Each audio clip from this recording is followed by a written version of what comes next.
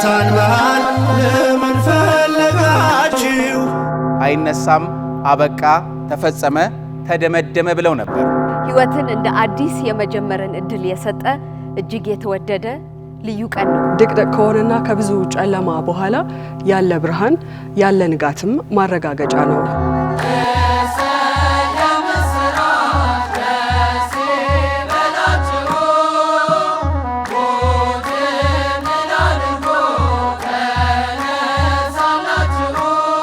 ትንሣኤን መቅበር አይቻልም፣ ሕይወትን መቅበር አይቻልም። በሦስተኛው ቀን ተነስቷል።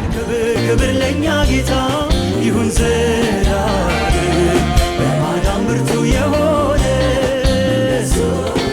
ያለ ጊዜው የፍቅሩ ኃይል እንዲገለጥ ያደረገ መቃብር ፈንቅሎ ታየ ተአምራቱ እኛም ተደሰትን ስናድል መንሳቱን ሁሉን ቻይ የሆነ ግን ለእነሱ ተላልፎ መስጠቱ ስለኛ ደህንነት ነው።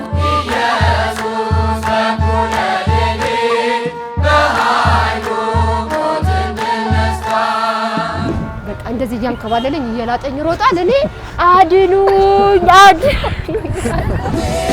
የኛ ጌታ ቋጠሮን የምትፈታ እንዴት ነው ደፋር የሆንሽው? ቀልጣፋ ናት ይሉሻል። ሲሪየስሊ መውሰድ እኔን ካቆሙ በኋላ ነው። ሰው በሰውነቱ ይፈተናል። በገዳማዊነት ህይወት ውስጥ እግዚአብሔር ነው የሚጠራው።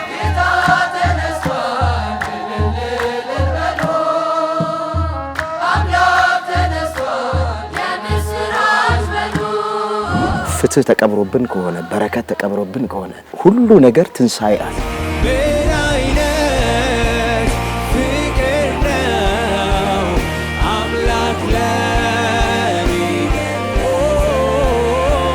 አንተ ትውልድህን እንዴት ነው የምትረዳው? በጣም ከባዱ የምፈራው ነገር ሞትን ነው። እስካሁን ድረስ አብዛኛውን ልብስ የሚገዙልኝ የሚያለብሱኝ ምናምን እነሱ ናቸው።